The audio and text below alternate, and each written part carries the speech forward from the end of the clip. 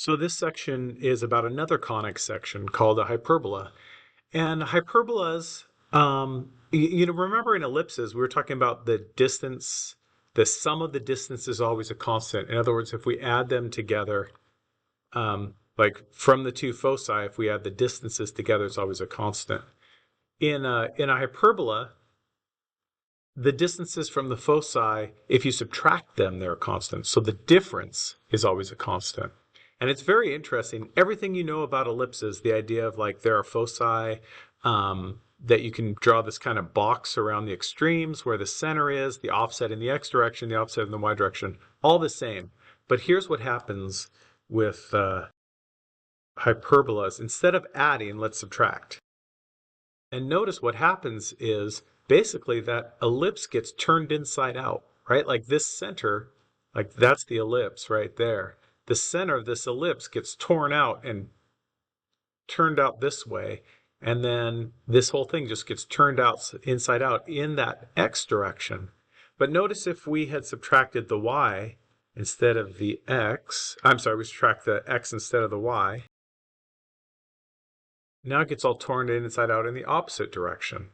Right? So if we're subtracting the x, it's going in the y direction. If we're subtracting the y, it's going in the x direction. And here's all three of these. And I just want to real quick, as I look at this, I want to point out that box that we drew around the ellipse when we were graphing the ellipse. If you go corner to corner on here and draw a straight line, what you get are the asymptotes for that hyperbola. In other words, this line that's right here, these are getting closer and closer to and never quite touching. So that's our basic idea there with an hyperbola. Everything we know, and there would be one more thing about where the foci lie. And the foci lie on the outside. So in other words, I've got my center here, the foci are out here. And if you say this distance minus that distance is always a constant. Or this distance minus that distance. No matter what point you pick on here, the longer distance minus the shorter distance to the foci is a constant, is always the same thing. So all this stuff that we know about hyperbolas, about ellipses, help us with hyperbolas as well. And so notice that this is the case, it's going in the x direction, where you're subtracting, you're going x squared minus y squared. And in this case, y squared minus x squared, you're going in the y direction.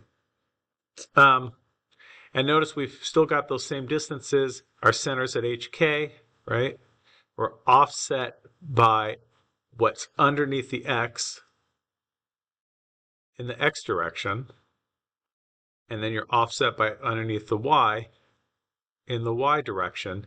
You get this box, this rectangle. And if you go corner to corner from these rectangles, then you get these asymptotes that this thing gets closer and closer and closer to. And what's really great is this equation for these asymptotes is beautiful, because notice here's the point hk. So this goes through the point hk.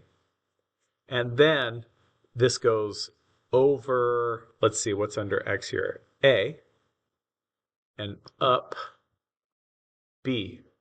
And that's the slope of that line. So from here, this has a slope of over a down b. That gives you this line. This one, this has a slope of over a up b. That gives you this line.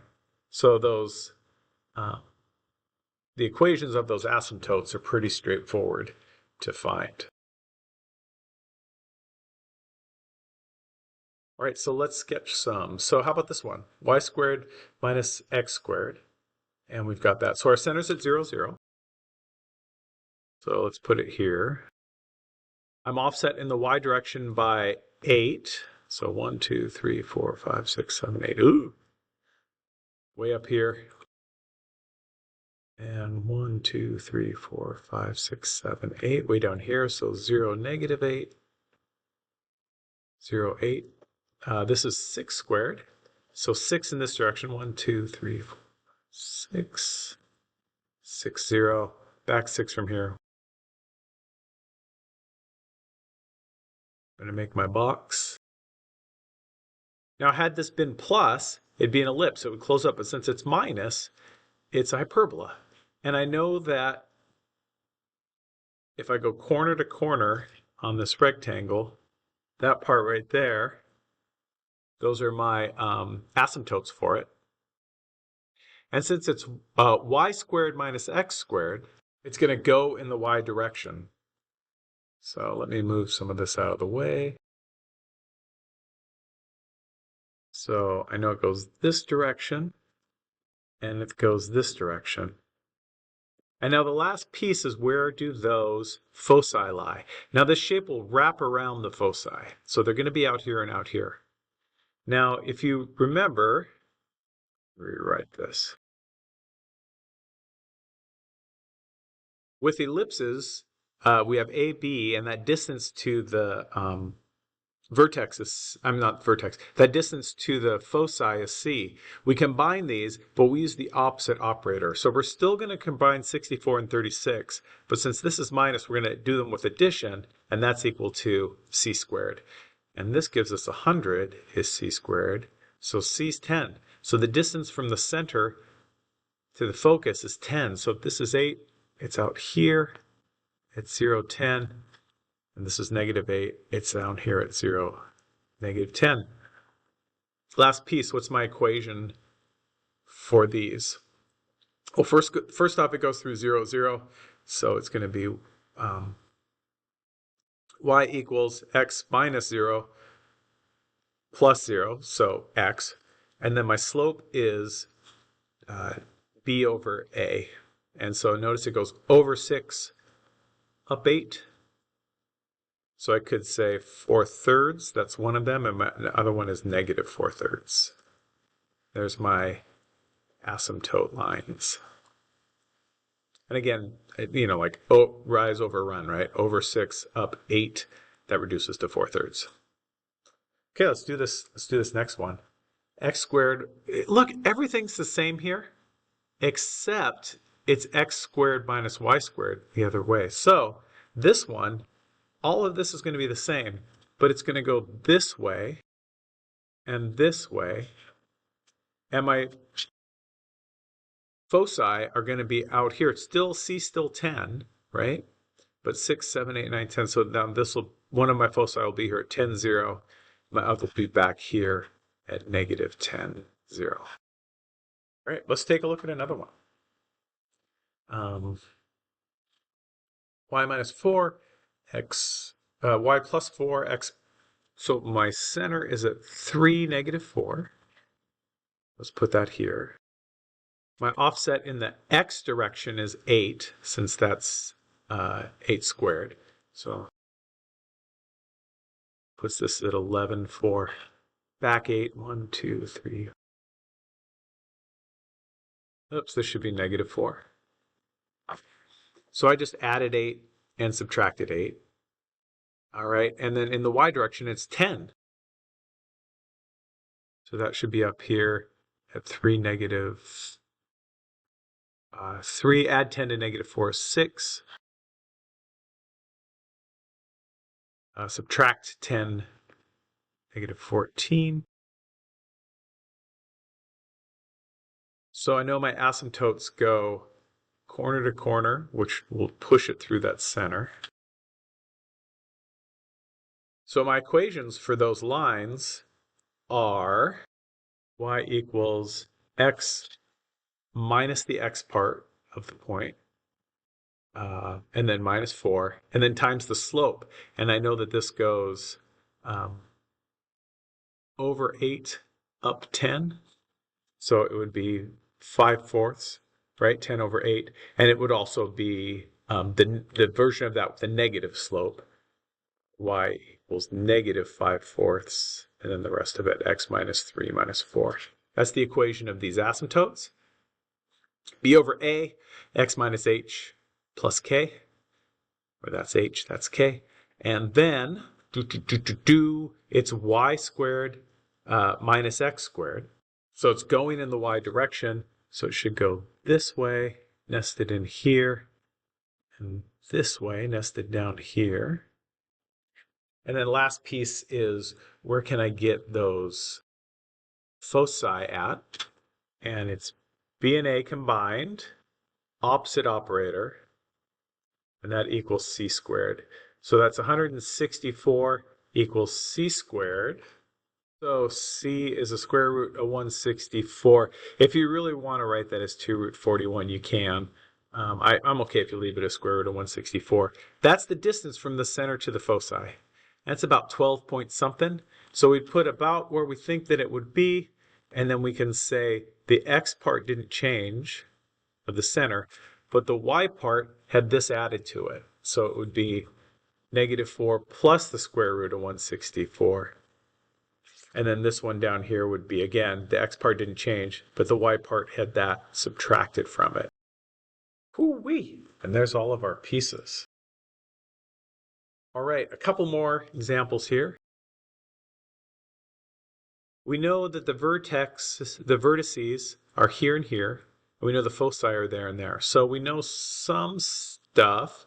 We know the y values of the center is -2, because that doesn't change. So the center, that's at -2.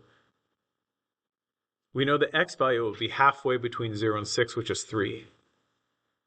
We also know if x changes for the vertices, but y doesn't change, it's going this direction, right? Because everything's at the same height, but the vertices are here and here.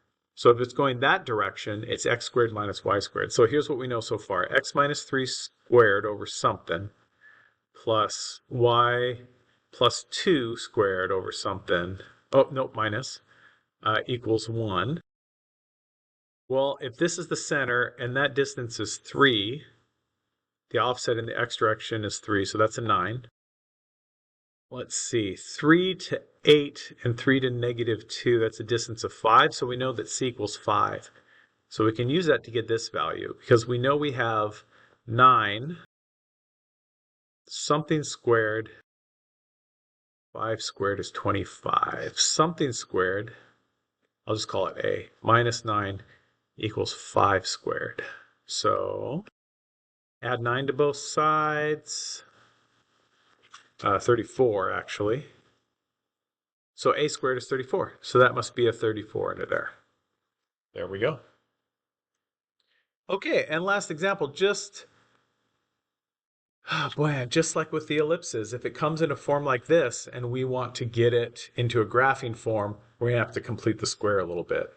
So let's mess around with this thing. I'm going to add that, get it over to that side, and I'm going to kind of rearrange stuff so the x's are together and the y's are together. All right, then I'm going to have to complete the square a little bit. So I'll factor a 9 out of here. Squared minus 4x. Here I'm going to factor out a -4. So this will be plus.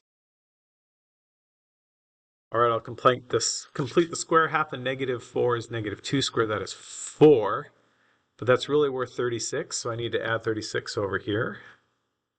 Half of 10 is 5 squared. That is 25, but that's really worth -100, so I'll subtract 100 over here to balance that out. On this side, I've got 9x minus 2 squared minus 4y plus 5 squared. Then I've got a little bit of arithmetic to do over here. And I think that is 324. All right, I want it equal to 1, so I'm going to divide everything by 324. So let's see, 324 divided by 9, that's giving me a 36. So I've got x minus 2 squared over 36 minus 324 divided by 4. That leaves me 81 in that denominator. And here it is in my graphing form, right? Where I know my center is at 2, -5, offset a 6 in the x direction, offset a 9 in the y direction. And the c value will be whatever 81 plus 36. That equals c squared. Let's see what that is. So c is a square root of 117. So that's your offset. That's how you get your foci. It's about 10.8. And you can think about it's x squared minus y squared.